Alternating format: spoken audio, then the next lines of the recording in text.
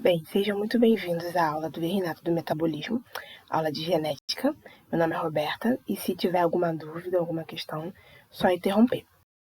Hoje nós iremos falar um pouquinho sobre como, o Renato do Metabolismo pode afetar a vida de diversas pessoas. Então a gente vai voltar um pouquinho lá no passado, na primeira década do século XX, quando Archibald Garrett resolveu estudar algumas doenças que ele acreditava que estavam associadas a alterações hereditárias metabólicas no organismo de alguns indivíduos. Então ele selecionou 4 doenças conhecidas como Tríade de Garrett para poder estudar essa hipótese que ele tinha. E a partir daí ele baseou-se que os genes têm uma ação molecular no nível celular que foi revolucionária, que abriu caminho para a compreensão da genética moderna que nós estamos hoje da bioquímica. E, além disso, ele foi um dos precursores na medicina de precisão, pois foi um dos primeiros a ver que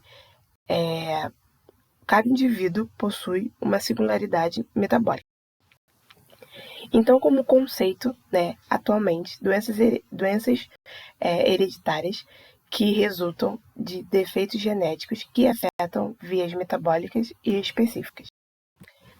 Além disso, geralmente são doenças relacionadas a deficiências enzimáticas, que são aquelas que não conseguem catalisar reações bioquímicas específicas ou que levam à interrupção de vias metabólicas. E essas interrupções podem ser pelo acúmulo do substrato, que é quando essa substância que deveria ser processada, ela é acumulada no organismo, ou a deficiência de produtos, que é quando essa substância que deveria ser formada, ela não é produzida, ou resulta na falta de componentes essenciais para o funcionamento celular. Então, essa é uma doença que ela possui uma alta incidência cumulativa. Entretanto, ela afeta apenas 1 a cada 2.500 nascidos vivos, ou seja, ela é considerada doença rara, mesmo ela tendo uma alta incidência cumulativa.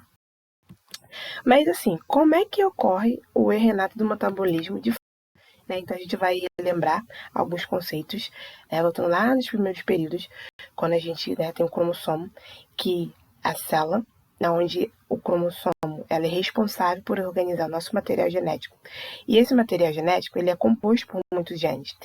Esses genes, a gente pega aqui, como vocês podem ver, um pedacinho desse DNA, que a gente chama de fragmento, e esse fragmento que a gente chama de gene.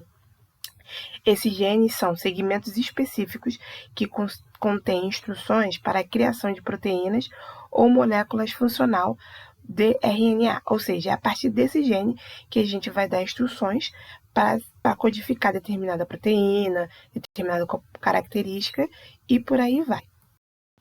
Então, quais seriam os tipos de mutações que causam o Renato do metabolismo?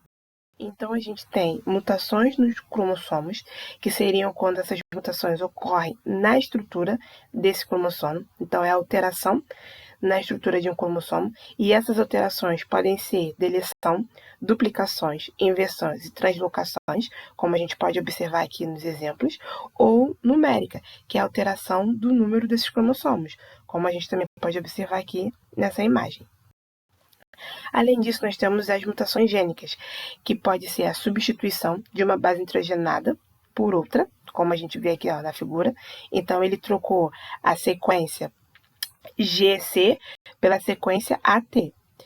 A inserção de uma ou mais bases nitrogenadas, ou seja, aqui, como a gente pode ver nessa figura, ao invés dele seguir a sequência aqui, CGAT, ele acrescentou uma nova sequência. Então, ele acrescentou aqui, um outro G e C. E a deleção, que é quando ele simplesmente ele retira alguma dessa sequência dessas bases nitrogenadas, que é como a gente ocorre aqui, essa base aqui, a T simplesmente foi retirada dessa sequência. Então, isso leva a algumas alterações e a partir disso a gente consegue realizar a classificação do Renato do metabolismo, que se divide em 2 categorias. Categoria 1, que é aquela que engloba as alterações que afeta justamente um único órgão ou um sistema, ou a categoria 2, que são aquelas que abrangem um grupo de doenças cuja, o defeito bioquímico compromete, uma via metabólica comum a diversos órgãos, como nas doenças lisossomais, ou restrita a um único órgão, só que ela se manifesta de formas humorais pelo todo o sistema humoral e sistêmicas, como no caso, na hiperamônia nos defeitos do ciclo da ureia. E a partir disso, além disso, a categoria 2, ela tem subdivisões. Então, a gente tem distúrbios na síntese ou no catabolismo de moléculas complexas, que são caracterizadas por sintomas permanentes, associação direta com ingestão alimentar ou infecções recorrentes, e são classificadas, geralmente são aquelas que têm doenças lisossomais, peroxisomais e outras. Doenças que levam à intoxicação, que são aquelas que têm um intervalo, os sintomas são agudos ou progressivos, pode ter relação com a ingesta alimentar ou situações de estresse metabólico, e são classificadas como em doenças de acidemias orgânicas, por exemplo, como defeitos no ciclo da ureia. E a última categoria, eu fiz fisiopatologia, seria doenças que envolvem metabolismo energético, que são aquelas caracterizadas por defeitos na produção da utilização de energia, como geralmente aquelas que têm relação com alterações na mitocôndria e defeito na energia citoplasmática. Então, essas doenças causadas pelo erro do metabolismo, ela afeta muitas das vezes a vida das pessoas, porque eles trazem alguns distúrbios. E agora eu vou trazer duas doenças para a gente conversar um pouquinho, discutir sobre como elas correm, o que elas.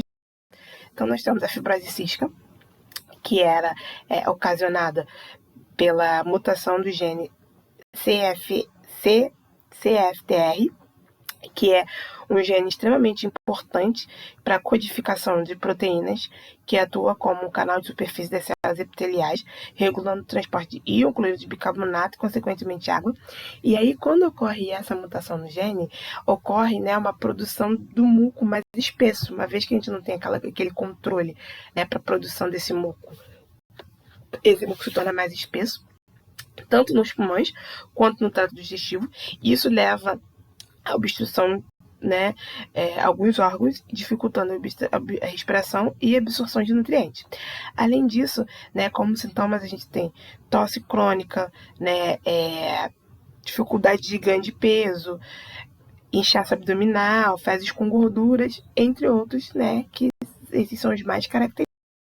Outra doença também é Lesch-Raney, que é a alteração da mutação recessiva ligada ao cromossomo X. Lembra que a gente está falando lá do cromossomo? Então, aqui essa é uma específica do X, que tem um gene dentro daquele cromossomo, que é o HPRT1, que leva justamente à deficiência da enzima HPRT.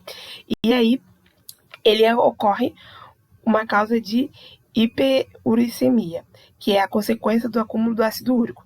Isso atrasa o desenvolvimento, comportamento, entre outras coisas. Hoje em dia, nós possuímos muitos métodos diagnósticos para o erro metabolismo. Então, inicialmente, a gente já começa o rastreio daquela gestante através do exame do líquido amniótico, que se tem sinal, sintoma suspeito. A partir disso, quando não consegue pegar nos primeiros meses de vida, que é no exame do líquido amniótico ou no teste do pezinho, a gente tem hoje em dia temos a triagem neonatal, exames físicos, exame de urina e de sangue e a cromatografia, que é um exame mais específico para saber qual exatamente foi o gene alterado. Então, a partir de agora, a gente vai fazer uma breve atividade, onde a gente vai testar nossos conhecimentos. Então, esse aqui é um caso clínico, onde vocês podem ver o paciente, ele não possui histórico familiar de doenças genéticas, ele apresenta sintomas como infecções respiratórias de repetição, principalmente bronquites e pneumonias, além de tosse produtiva à noite. Ele também tem diarreia crônica volumosa. No físico apresenta palidez leve e altura abaixo do percentil 10. Ele também teve exames materiais que indicam glicose normais, mais enzimas pancreáticas elevadas e reduzidas e fezes com grande teor de gordura. Além do exame genético confirmar a presença de mutação no gene CFTR. Então, essas aqui são as questões para vocês responderem e entregarem na próxima. Essas são referências e é isso. Muito obrigada.